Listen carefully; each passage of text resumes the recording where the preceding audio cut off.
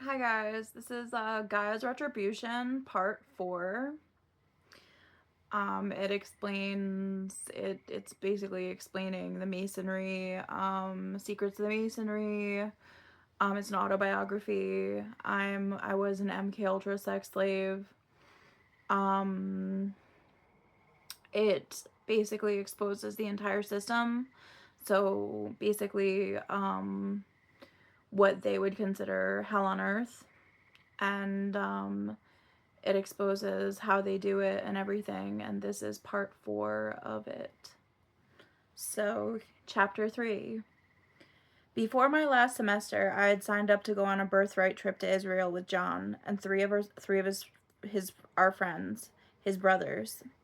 While we were there, John mostly ignored me, as did some of the group leaders, as I wasn't looked at as Jewish enough because my mother wasn't Jewish and my name was Catherine. I was met with prejudice that I had never encountered before. It was the most beautiful place, but felt like one nightmare after the other to me. I stuck with a small group of 2 Orthodox girls who hadn't even been taught how to protect themselves sexually yet and went to school at NYU. My roommate was an Australian girl who had bought her way onto the trip with her father's massive donation to my note, which was only for Americans.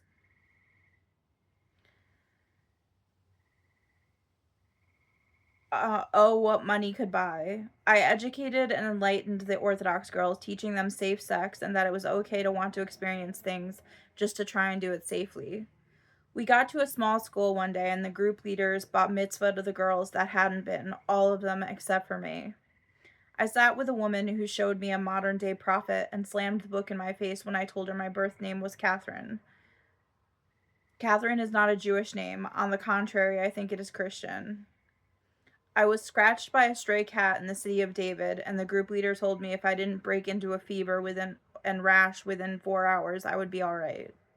I was a hypochondriac up until my mid-20s, so this was not taken lightly by me.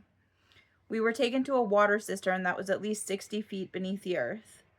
The group and all the participants put their glow lights in their pockets. Every third person had a glow light. They all put them away. I've been terrified of the dark as long as I can remember, and John knew that, but of course he was nowhere near me in the single file line of people walking through this pitch black tunnel in the ground. No one heard me scream as they started chanting something from Mario Brothers, and I fell into a state where I imagined spiders all over the walls of the cistern. I was afraid to touch anything and dove for the light when we reached the end of it. It wasn't just me upset by this. There was a girl there. I think her name was Marina. They had to carry her out because of her claustrophobia. We were actually warned about that, but the darkness was what scared me the most, the unknown. Down there was the darkest black I had ever seen, and I was absolutely terrified. I barreled out angrily and saw John lower his head in shame. He was embarrassed by me, and it was the first time I witnessed how callous he could be. He didn't even come over to me to comfort me. He completely ignored me. I thought I was going with a group of friends that was going to stick together on the trip. I had never been so lonely in my life. At one point, I found myself floating in the Dead Sea between Israel and Jordan, a place where I had rights and one where I had none. There is no gender equality in Jordan. If you are a woman there and are raped, the father and brother have a right to murder you just for shaming your family. It was an awakening for me, for I had never felt so uncomfortable. It wasn't a holy place to me at all. It was where I was supposed to fit into a box of sorts, didn't, and was treated poorly because of it. It was magnificent looking, but the judgment was stifling. The Dead Sea otherwise was gorgeous. It's the brightest blue I've ever seen, and the sand beneath your feet isn't sand at all. It's salt. It is said that nothing can live there due to the salt content, thus its name. The salt crystals seemed to be reaching towards the sky, jutting out from the sea in various areas. They were huge and magical. We went to the Wailing Wall, which is supposed to be the most holy place on earth. When I went up to the wall, I touched it and looked up at 2 pigeons pecking each other, fighting for a spot on the ledge. It made me laugh. I turned my back and began walking away, only to be grabbed by some random woman. The women's section for praying was separate from the men's. She said you never turn your back on the wall. I personally had to do everything possible not to punch her in the face. She had whipped me around that hard. It wasn't that hard to hurt me, being that every day I woke up feeling like my back had been broken and I had taken a beating. I walked away the way I wanted to walk away, and I went to go meet my friend who was there. He was a soldier in the Israeli army, and the group leaders allowed him to tag along. Incidentally, that friend will be exiled from Israel a few years later due to allegations of gun running. He was one of my two friends that went into the Israeli army to have dual citizenship. He obviously didn't get it because it was maybe something to do with the Arabs, I think. We went to the Holocaust Museum where I saw tanks full of hair, spectacles, and shoes. It was eerie. I saw the propaganda that Hitler spread. A magazine with Earth on the cover with a massive earthworm crawling on it with a Jewish face was framed on the wall. This was like a magazine, like something like a Time magazine. It was absolutely insane that it would ever even be allowed.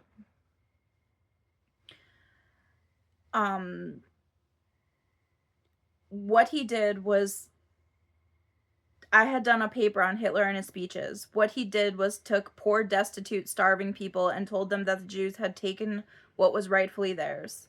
They threw out all rationale and went after them. The speeches themselves were intense. I couldn't imagine how someone could overtake whole countries starting with just these speeches and the desperation of poor people. I was shocked at how the media backed it up. I didn't know about the satanic rituals the Nazis practiced, bringing over demons from another realm to live through bodies. They sought out demonic artifacts to use in these rituals. They were even known to consume human flesh for power. We went to the memorial area. I lit a candle at Dachau. I didn't know why I was drawn to it, but I was. I would have lit a candle for where my grandma was, but it wasn't a concentration camp, it was a gulag. I wondered, could this ever happen again, and how could we stop it if it was in motion? I think everybody wonders that when confronted with an evil of that magnitude. I wandered alone in that place, deep in thought and trying to feel something, but that something was a hollow, and I didn't understand why I wasn't overcome with any kind of emotion like some of the other participants. It terrified me, yet I was completely numb.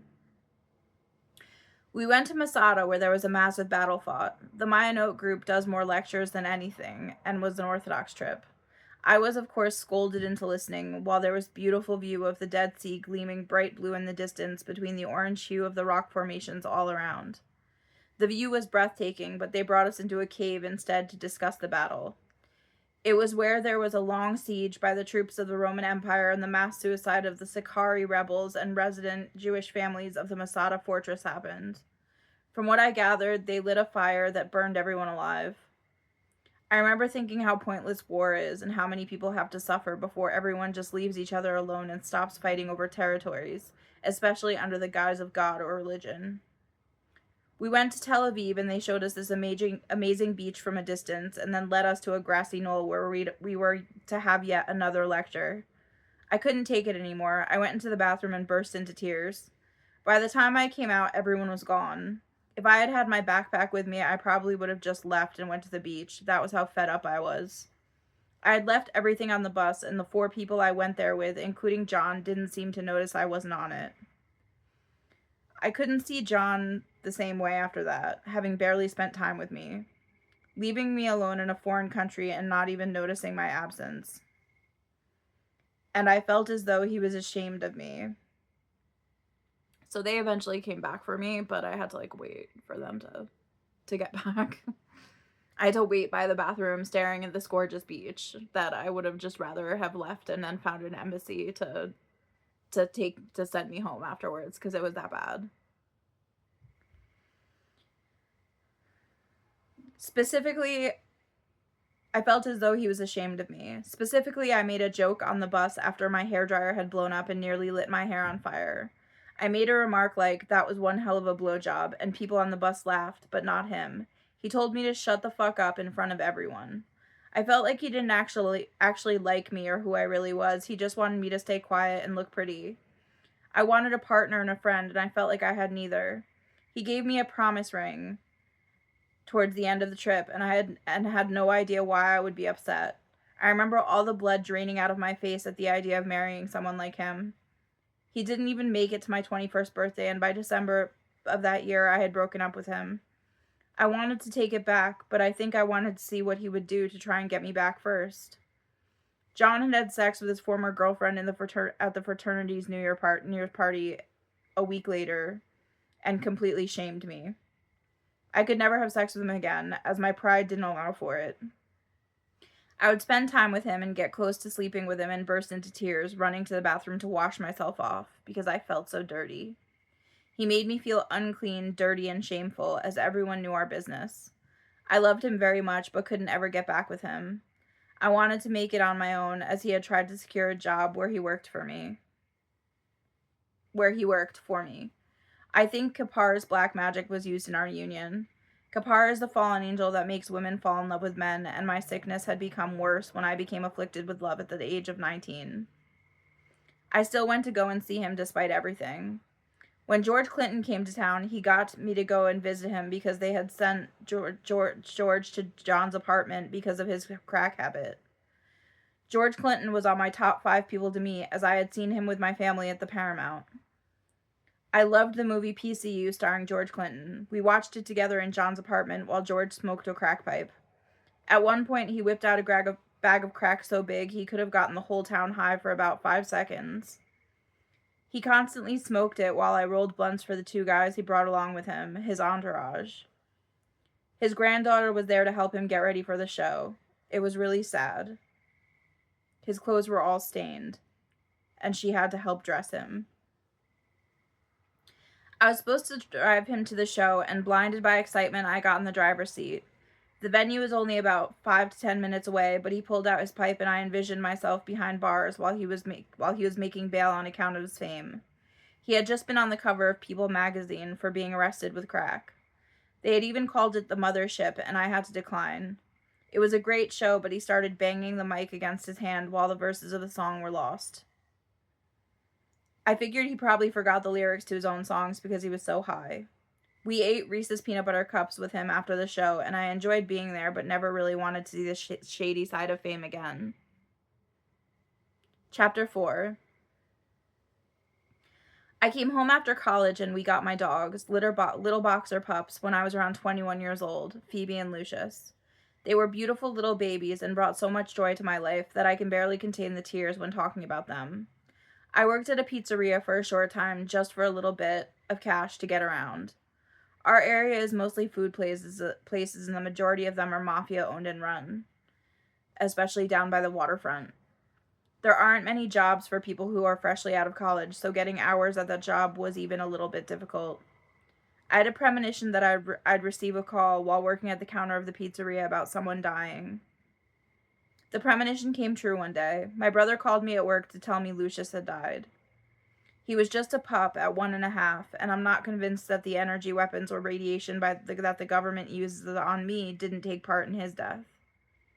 I was already incredibly ill, and he had little head shakes which looked like mini seizures. It could have also been breeding, the way they breed animals these days. Overbreeding. He was my brother's dog, and Phoebe was mine. Shortly after, we got Solo to keep Phoebe company because she took it so hard. She barely got up to play for almost a year, and I think it was more than my father could take. He watched her run the pen, barking and running for hours, for her brother to come out and play. My dad would watch, and he would cry at the window. Not all the time, but I saw him cry once, and this was a very rare occasion. It was the only time I ever saw my father cry. Those dogs were the real loves of my life. All of them. When I was 23, all my dogs were the loves of my life, to be honest. When I was 23, I went out to the local pub scene at the river and ended up getting reacquainted with someone I had ditched on a date in high school. Mike Mealy looked completely different, and I didn't recognize him. He took me to fancy places and seemed to know everyone. He was a regular playboy. Even the police said so when they arrested him for murder. They also said he was a sociopath. I ended up ghosting him again, and he had tried to come to my house in the wee hours of the morning about a month before the murder of Laura Garza. He had said he was on his way to my house, and he asked if I was alone more than once. I simply told him not to come. I had a migraine, had to work the next day, and he was the last person I wanted to see.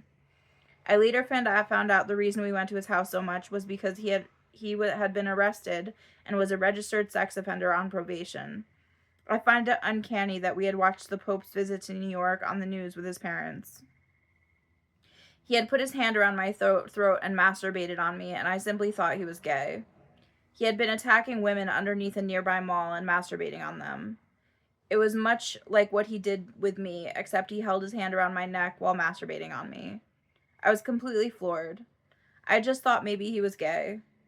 Our meeting again was not coincidental. He was mind controlled in my direction.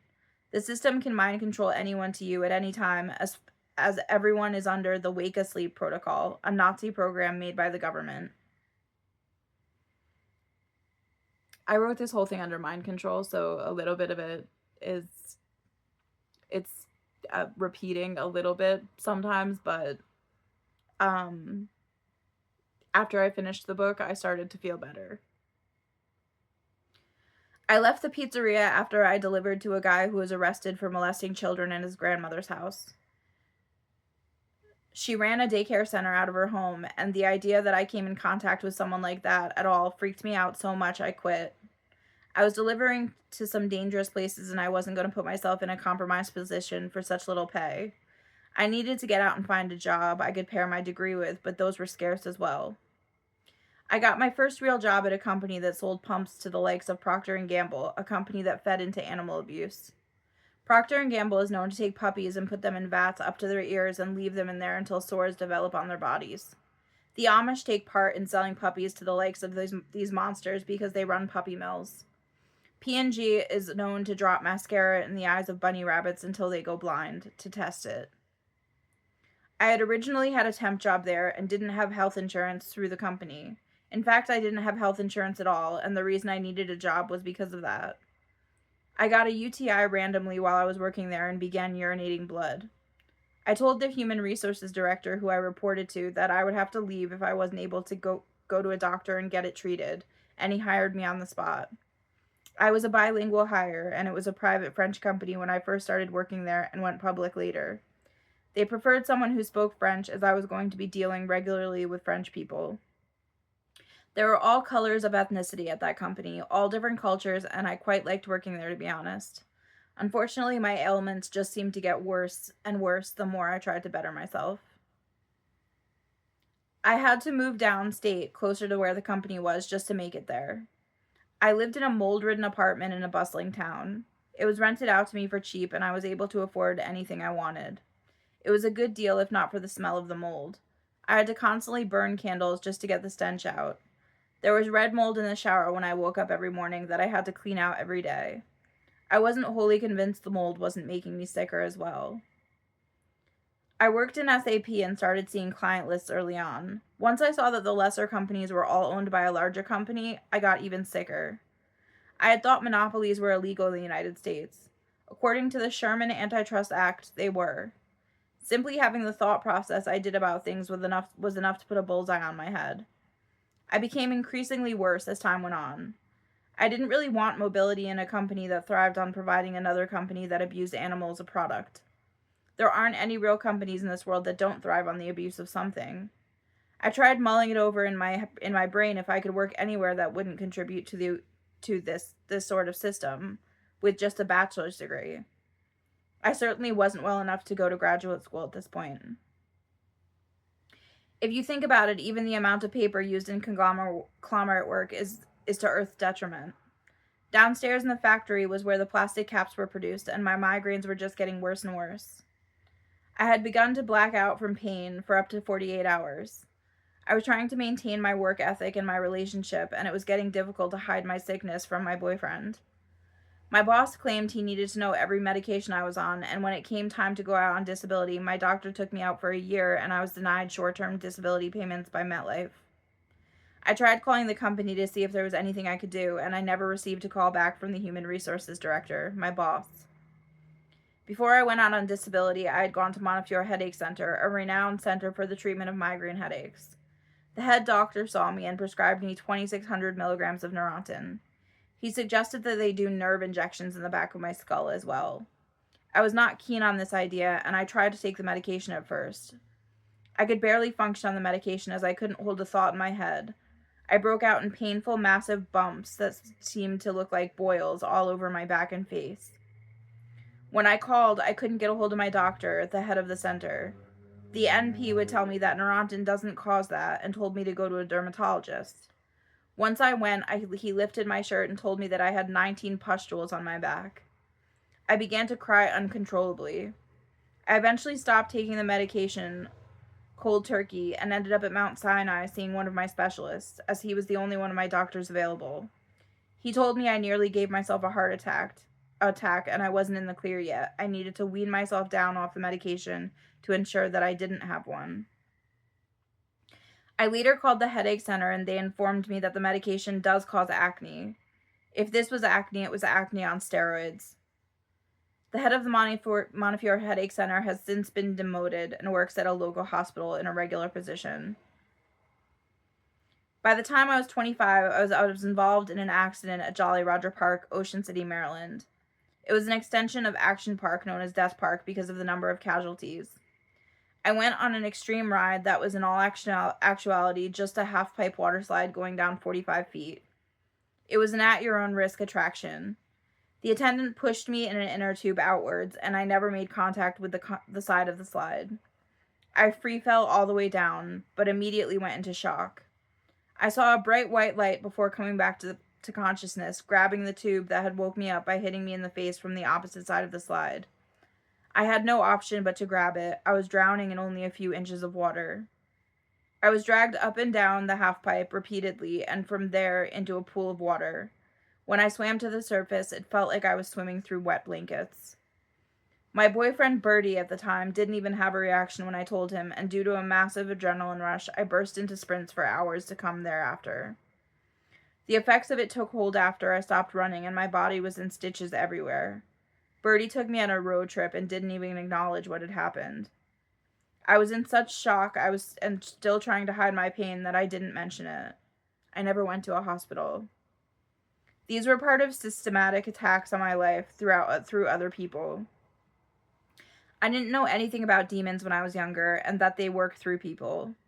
The attendant might not have even known it, but for that split second when he was pushing me, he was inhabited by something dark, something that intended on killing me, and nearly succeeded. After taking me on the road trip, Bertie decided to break up with me, and his reasoning was that I was sick, and I wouldn't make a good mother. He also told me that his roommate didn't think he was moving in with someone with a girlfriend, and he wanted his bachelor pad back. I've never been so insulted in my life, and this was coming from someone who couldn't take me to a hospital after an accident. This was after a year together. I wondered what kind of father he would be after that, completely unable to react when necessary, and I was flabbergasted. He showed up at my doorstep a week later asking for me back. After a speech like that, I wasn't going to allow my pride to get hurt. Taking him back wasn't an option. Sorry. Let me fix this. There we go. Taking him back wasn't an option for me, but I saw guilt on his face. I asked, "Did you hook up with anyone?" He responded with a solid yes. When I asked him about it, he said he had gotten a blowjob from some girl, and all I could muster out was it good? What I really meant was it worth it? I knew from prior experience that someone who could just go out and be with someone else wasn't someone I could ever value, trust, or be with. I sent him away, lying to him that I was going out that night, something I rarely did with him on account of my illness. I wanted him to think that I could do things now that he was gone, and he wasn't included. He was the type of person who burned with envy when Alexis drove by, so I knew how he ticked and how to bother him. I could be slightly spiteful like that in my earlier days, if that's even considered spiteful. Not long after a man, and I actually wasn't spiteful. I was never a spiteful person. I wanted him to feel like he was missing out on something, and I was doing better without him. Not long after, a man who was very interested in me gave me an envelope at work, a get well soon card. He was involved in voodoo and had tried to invite me to one of the Haitian parties that he had, the Haitian voodoo parties that he had. My Jamaican friend had warned me never to take something you have to open from a Haitian because of their black magic. I thought it was a bit hateful, to be honest, and prejudiced, as I was a free thinker back then, and I didn't want to classify anyone in that manner. Strangely, I became more and more interested in that person as time went on after the opening of that card. We went on a date, and I invited him in after the date. He lifted my dress and began having sex with me. When I asked him to stop and put on protection, he pushed my head up against the wall and told me to shut the fuck up. He had done some sort of spell with Papa Legba, who is a Haitian voodoo god. I think he gave me herpes, and the spell was intended to ruin my life if I didn't stay with him. I never took the medication for it, and I saw the virus go into hibernation. I was already in trouble with my nervous system, and this was another attack. I was targeted from birth and didn't even know it. I moved to Ardsley thinking that my apartment could have had something to do with my declining health. In the new apartment with a new boyfriend, I found myself even sicker, completely unable to get out of bed after trying acupuncture. My legs just ceased functioning. I couldn't hold myself up anymore. I couldn't hold my head up on my neck, and my legs were so wobbly and achy I couldn't walk. He tried to push me into doing things, which only made it worse. It made everything worse, and it made me feel worse about my situation rather than just letting me be. I had to go out on disability from work permanently and felt completely useless. It was around this time that I began taking painkillers for a short period to seem more capable. We had seemed to get along well until we moved in together. I found myself needing a deeper connection with someone. He wasn't exactly bad to me. He was just completely incapable of understanding. And it may not have even been his fault because he wasn't very smart. I am sapiosexual by nature and need someone to relate to me on an intellectual wavelength. He would try and wrestle me in my state, even while I expressed my body was constantly racked in pain.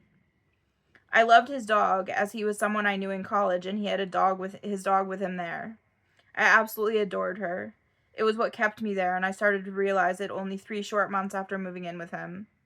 I could tell he wanted a family, and I was in such bad shape that I knew I couldn't handle having a child, and I was living in a world where all around me families were families, as we lived in an upscale, family-oriented neighborhood. Towards the end of the relationship, I was pulled over on my way out of the city when I pushed myself to make it to one of his friend's bachelorette parties. I had a couple drinks and was pulled over. Upon being incarcerated at Center Street in Manhattan, I saw the injustices myself. I had actually taken a Flexeril, and I didn't realize that it would stay in my system, or it would increase the alcohol in my system, and I waited a certain amount of hours that I was supposed to wait, and because of the Flexeril in my system, I was intoxicated. Upon being incarcerated at Center Street in Manhattan, I saw the injustices myself. I asked for toilet paper, and the guards refused to give it to me due to the fact that the toilet was clogged, and the paper was towering out of it. The water fountain had been stuffed full of toilet paper, so we couldn't get water, and they refused to give us a drink. The cell was about 58 degrees and absolutely freezing. The police told me I would be seen sooner if I did not go to the hospital for my nerve blocker, even though they knew that there was a proletariat from France who had raped a maid in a hotel, and the arraignment was going to take longer than usual. I shook the entire time I was there and vomited from withdrawals. My head pounded, and I still found it in me to laugh with these women, all while a crackhead on the other side of the cell urinated herself and masturbated, writhing on one of the 2 mats that they gave us. One woman cleaned out the water fountain to wash her clothes. I joked and laughed with them all night, and one girl who was new to the cell tried to start an altercation with me, and the women there stood up for me. It was mostly people from poverty in that cell. You couldn't have a mat unless you were pregnant, with the exception of the 2 mats they already had in the cell, and as freezing as it was, they weren't giving out blankets. 5 of us huddled in the mat for warmth. The benches to sit on were about 4 inches wide, barely big enough for a bottom, so the other inmates had to sit on the cold floor. Because I protested about the conditions and demanded toilet paper, they almost took away my right to free counsel based on my education level.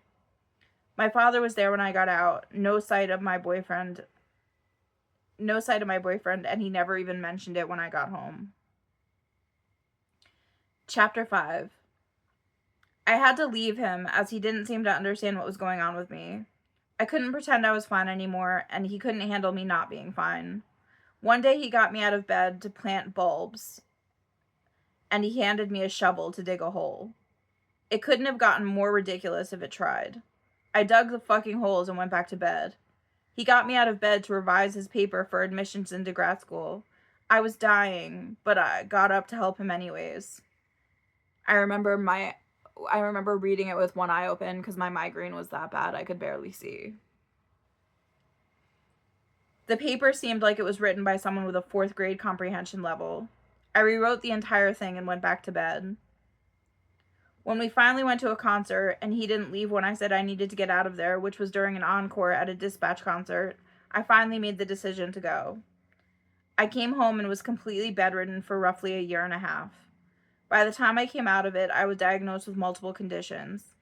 They told me I was dealing with fibromyalgia, basilar migraines, endometriosis, polycystic ovaries, interstitial cystitis, arthritis, Epstein-Barr, IBS, and chronic fatigue syndrome. The Epstein-Barr I knew about, as I had contracted that while still in college.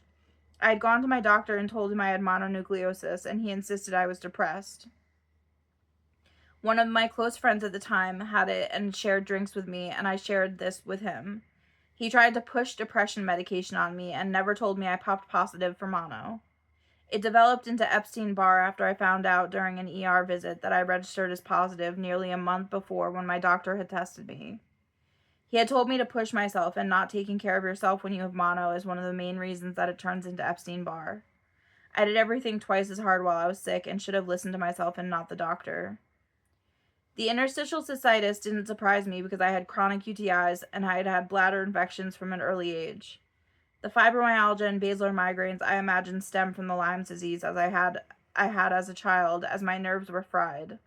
I hurt everywhere all the time, and my solar plexus felt like there was a sword a mile long through it regularly. I couldn't shower due to burning skin. It felt like I was on fire, and my legs were giving out beneath me so I could barely walk. When I did walk, it felt like my bones were splintering beneath me. We tried to go to a renowned Lyme doctor who wrote a book on long-term Lymes. It was ridiculous. The nurse danced in so positive about fixing me, I knew it was a sham. If it was that easy to fix me, someone else would have figured it out by now. The person who sent me there had been endorsing the doctor's book. It was a Dr. Horowitz. I can't even call him that. He wasn't even a doctor. He had a practice where he recommended a slew of expensive supplements, and the doctors that worked with him prescribed antibiotics. The combination of roughly 17 different medications and supplements nearly killed me and left me with sun poisoning during my trip to Jamaica that year. I spent a long time in bed after that, unable to get up or function at all. I contorted and spasmed and would count my fingers until I passed out drooling on the carpet, and I imagined that this couldn't just be an illness. I vomited nearly 5 times a day, at least 5 times a day, almost every day, and could barely lift my head. It was spiritual afflictions exacerbated by government intervention. I only seemed to have energy when I was seeking out a companion. I started a relationship with a Greek guy. Hardcore came back into my life at this point.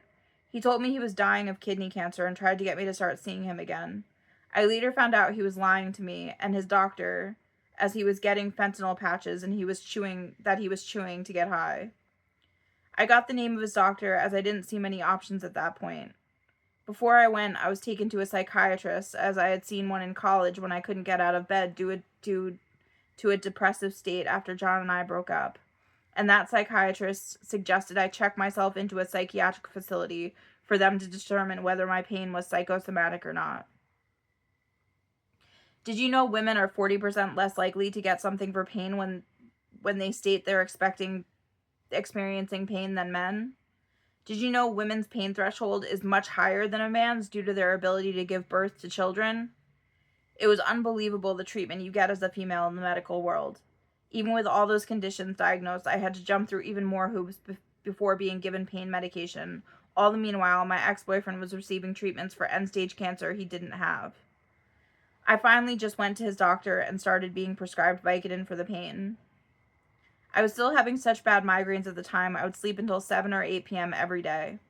I had the Greek's cats to keep me company, but I always felt bad for not staying home with my girls Solo and Phoebe.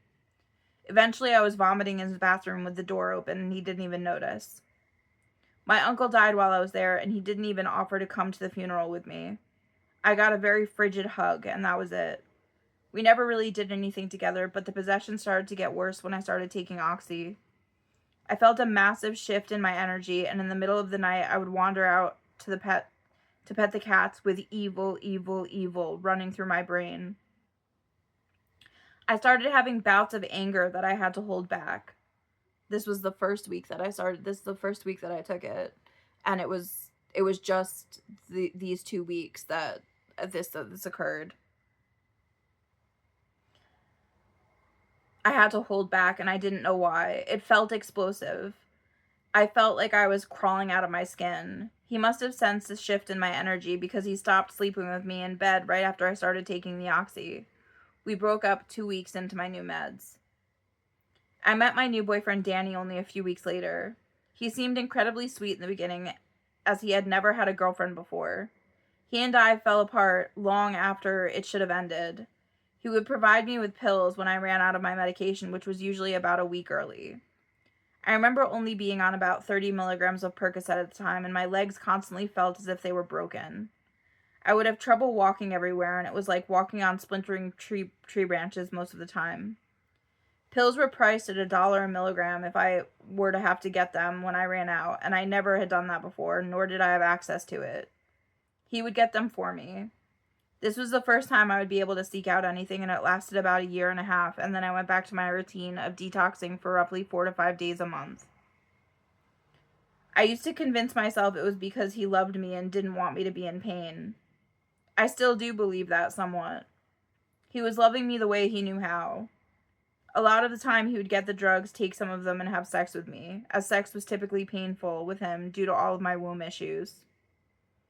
I don't think people know how to love one another these days, and relationships like this happen. He did what he could to make sure I wasn't suffering until it seemed the drugs took him completely. He barely resembled the person I met by the end of the relationship. The more regularly he used, the worse of a person he became. I was going to the emergency room at least once a month to get a shot to break the migraine. I did this for approximately a year when I felt like I was literally going to die. I would not eat for days and was just profusely vomiting. I would even go there and be passed out from the pain. I once got a sternum rub because I was non-responsive. My insurance company subsequently dropped me for having to go so frequently, but by the 4th day of severe migraine, I couldn't take the pain anymore, and back then they didn't have preventative shots like they do now, which I can't afford. My migraines also caused strokes, being basilar, so I needed to go. They used to use beta blockers as a preventative, which were exceptionally depressing and didn't seem to make any difference for me. Nothing did. I had tried dietary constraints, no nightshade vegetables, no chocolate, no alcohol, even no grapes, and nothing changed the outcome. I used to call my migraines the crown of thorns. One day I was fighting with my mother and I went upstairs to him. He told me not to get so upset about it and it wouldn't materialize into anything. He was probably correct. I remember I popped my hip out at him and knocked him over. By accident. I think he had been doing heroin at that point and was so skinny that he toppled right over. I burst out laughing as I didn't mean to hurt him. He grabbed me by the throat and began strangling me. I was naked under an open robe and my mother walked in while he had his 2 hands around my throat, and it disrupted him. She hadn't seen what was going on as he popped off me so quickly. He ran out the front door. I didn't intend on ever letting him come back, but I did. I began having visions after a night of taking a large quantity of Adderall at his house at one point. This was the first time I had ever taken Adderall, and I think he had like chastised me for a while, and I found it in his room and I took it. He sat and told me in detail how worthless I was to him. He laid on the couch continuously, telling me how little he needed me and how unnecessary I was to him. He got increasingly more abusive after the incident where he had strangled me. I went into his safe and took out the bag of pills and took all of them. From what I hear, methamphetamines, it wasn't methamphetamines, it was amphetamine salts, but anything with amphetamines opens your third eye wide open. I had taken at least a handful of amphetamine salts, and I had never taken Adderall. The next day I thought I heard his family in the house, although they were on vacation. I heard spirits and could have sworn there were people in the closet. I heard a car outside cruising the house, and for some reason I thought it was his sister and her boyfriend in a blue Hyundai speeding around the turns of the house, even though I know there was no car there. I heard it as if it was on the physical plane and saw them in the vehicle in my head as if it was a movie playing in my brain. His sister didn't particularly like me, but the idea that she would be cruising the neighborhood to spin me out was crazy. I saw it, like, with my third eye. I saw things and I could smell people there. I smelled things, saw things. Saw movement in the closet. It was very weird. I felt the presence of others around me, and a lot of them. I opened the closets to see clothes moving as if someone was just in them, and the smell of other entities enveloped my olfactory. I kept running outside barefoot in the snow, and his neighbor eventually came inside and called him at work to get him home. When he got there, he didn't even ask me what was wrong. He immediately packed me up to get rid of me and dropped me off at my parents' house. I checked myself into a hospital. I didn't understand what I had just experienced, and I just knew I needed my oxy. I didn't even realize it was drug-induced at that point, and I was incredibly depressed. Strangely enough, I didn't discuss any of this with the physicians. I discussed nothing more than the medication with the psychiatrist after checking myself in. I was more freaked out than anything and embarrassed. I didn't even know how to voice what I had experienced because I didn't believe it was a hallucination. I didn't know what it was. It was like seeing another plane while I was on this one, and I had a tendency to keep my mouth shut when I was at the hospital anyway because I knew what I was there for. The diagnosis was schizophrenia. That was the first of but one shy of a handful of times I would check myself into the hospital on account of the fact that I didn't have any medication left. I left with an insane diagnosis like schizophrenia when I had barely spoken to the physicians, only the director, and minded my business for the most part. I even had the director called down to check my diagnosis as he was the only person I spoke to a lot while I was there, and he made it clear to my mother that I was not schizophrenic, but couldn't leave unless I signed the paperwork. I had talked to other people in the ward, and they were telling me that they had been told they were schizophrenic. I studied psychology, and I didn't see any symptoms of that at all. What I did recognize about one of my fellow patients is that he lived on the fringe of a town and worked in a carnival selling pot. He didn't live a regular lifestyle, as in working in the system, but upon being confronted with the diagnosis of schizophrenia, he began thinking he was hallucinating. He pointed out a girl in a blanket whom did truly look like a Mothman at first glance. It was the way the blanket was laid and her arms were up. She horrified him, and he just stared straight ahead while speaking out the side of his face to me. Do you see that? I burst out laughing and told him to look closer. He breathed a sigh of relief when he started to see what it truly was. Just a girl wrapped in a blanket, and it looked like she had wings. These facilities use the power of perception. Hitler's master plan was to have everyone on medication at some point, as medication can make possessions easier and take hold of the psyche, blocking astral projection and psychic abilities. The doctors that join the Freemasons, and there are many, are in a hive mind. It trickles down to the doctors who are not in it as a hierarchy of bees in a nest. The Masonry actually uses the symbol of a hive and bees for a reason. All bees are under Satan's directive.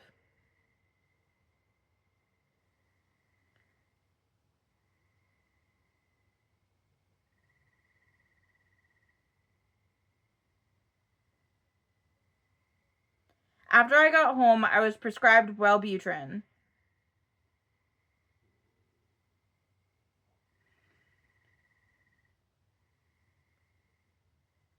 I don't know. Actually, let me change that. I'm not sure if all bees are under Satan's directive of the Masonry. I don't know if all of the Masons are directly under Satan's directive.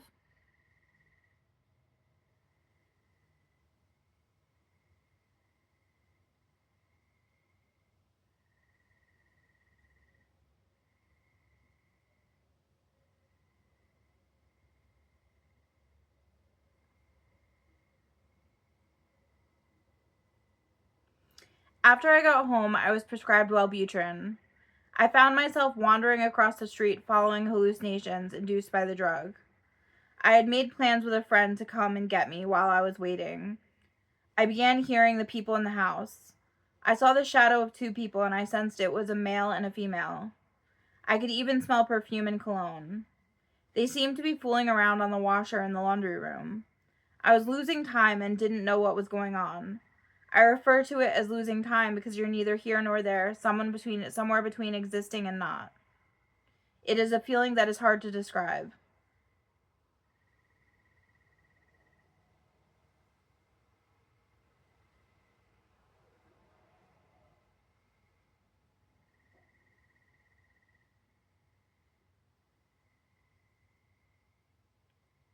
I want to go back and say that the people in the masonry are under Satan's directive to some extent.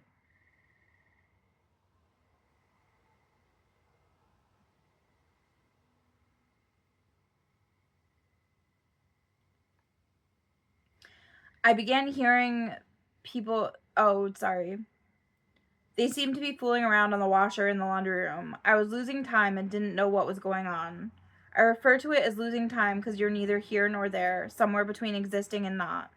It is a feeling that is hard to describe.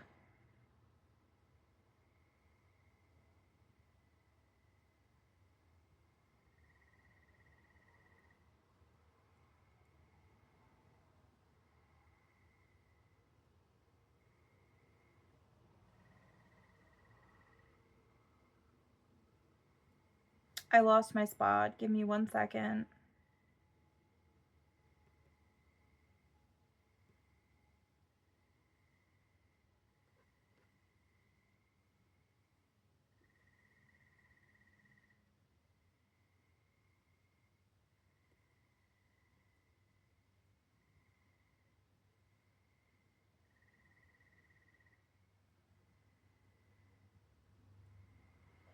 Okay.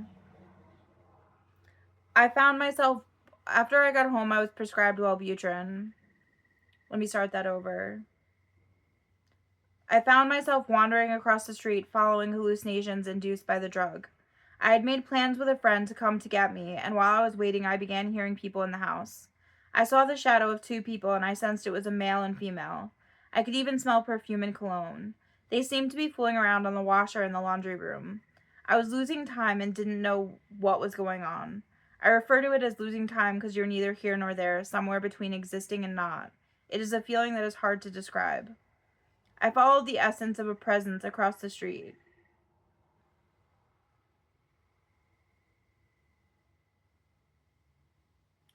In the darkness, I turned and saw a girl crouched, crying behind a rock. She had long black hair, just like the friend that was supposed to have been there. She was making this low, forlorn whine. She looked more like a specter. I went to touch her hair to comfort her. Something distracted me, and when I looked back, she was gone. My eyes darted around the open area of the park, and I saw a bonsai tree with lionesses and cubs underneath. The cubs were adolescent and began stalking me. I could see every detail, every muscle movement as the cub moved with me. Her shoulder blades were sharp in the moonlight, and I began to run. I ran home and went to my brother's house. I started explaining to him what I had seen. I reached out for a Twinkie I saw on the table and asked him where it went. He then called my parents to tell them there was something wrong with me. There was no Twinkie on the table. I looked up the side effects thereafter, and hallucinations were on the label. I had also hallucinated terribly on tizanidine. I was prescribed oxy, Valium, tizanidine, and baclofen at this point, all on top of one another, but I only took tizanidine when I was in dire straits and out of everything else. One night I saw a body wrapped up on my bed and satanic symbols all over the wall. When I went downstairs, I saw souls in this blue-white hue making their way onto a train platform of sorts, moving on in my living room. I was terrified and grabbed my dogs and sat at the top of the stairs with them, awaiting something coming out of the darkness at me. When I was in my room, I would try and open the door, and something would hold the door handle on the other side when I was trying to get out. Little did I know that these weren't hallucinations at all. They were visions to be interpreted. When Danny was moving something into his apartment, he called me. I went over there and slept with him, thinking he wasn't with anyone. I found out later that a girl he got pregnant lived there and was on the lease. I remember it was a strange situation, but I went over there one day and I found out and tipped his new smart TV over with my finger. He pile drove me on my jaw from a height of 6'2" from over his shoulder.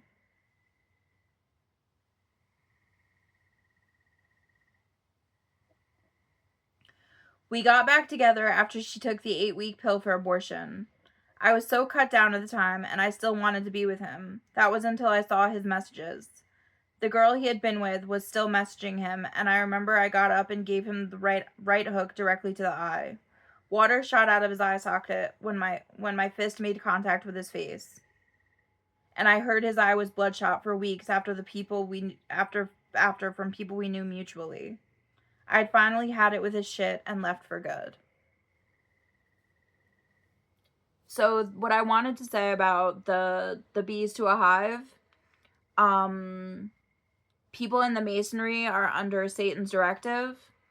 I don't know that for sure. They're not.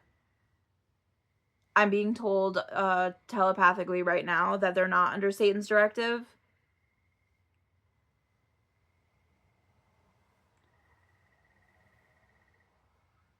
So, but they are kind of like minions.